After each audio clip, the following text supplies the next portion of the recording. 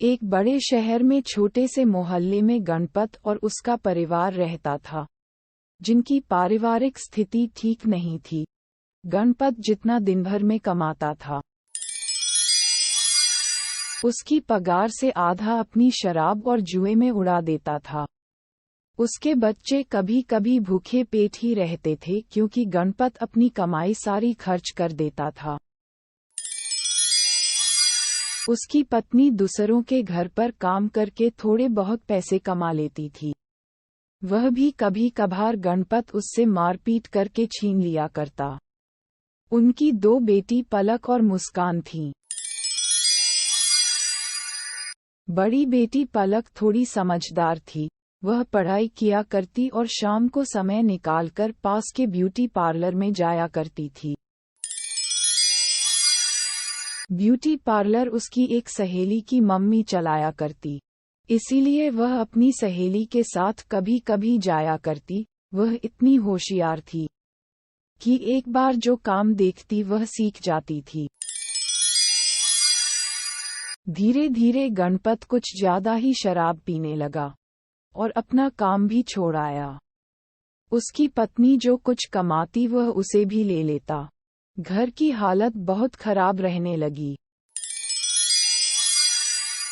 तभी बड़ी बेटी पलक ने सोचा, क्यों ना वह भी कुछ काम करें और अपनी मां को मदद करें। पलक अपनी सहेली को ब्यूटी पार्लर में काम करने के लिए बोलती है और उसकी मम्मी के कहने से वह काम करना शुरू कर देती है। कुछ ही दिनों में पलक सारा काम सीख जाती है। कस्टमर पलक के काम से काफी खुश होते। पलक ने काम के साथ साथ अपनी पढ़ाई भी पूरी कर ली। फिर उनकी स्कूल में कुछ टीचर इन्फेक्शन करने आते हैं कि बच्चे आगे के लिए क्या करने की सोच रखते हैं। उन्होंने सभी बच्चों को बुलाया और सभी से कुछ ना कुछ पूछा।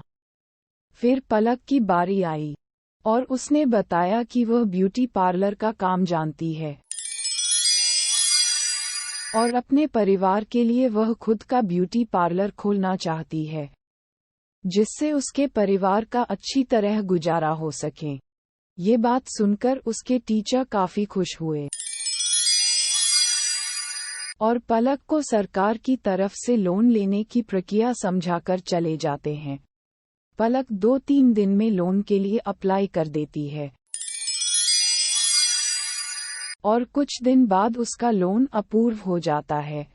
वह अपनी मां को बताती है तो उसकी मां बोलती है, बेटा यहाँ तो पहले से ही एक ब्यूटी पार्लर है, तो दूसरा कैसे चलेगा। तो वह दूसरे मोहल्ले में जाकर अपने लिए दुकान देखती है और एक दुकान पसंद करके पैसे देकर बुक कर देती है। लेकिन अभी भी बहुत सामान बाकी था। ये बात उसकी सहेली की मां को पता लगती है, तो वह भी मदद के लिए आती है और पलक को कुछ जरूरी सामान के बारे में बताती है। 3-4 महीने में ही उसका ब्यूटी पार्लर चलने लगता है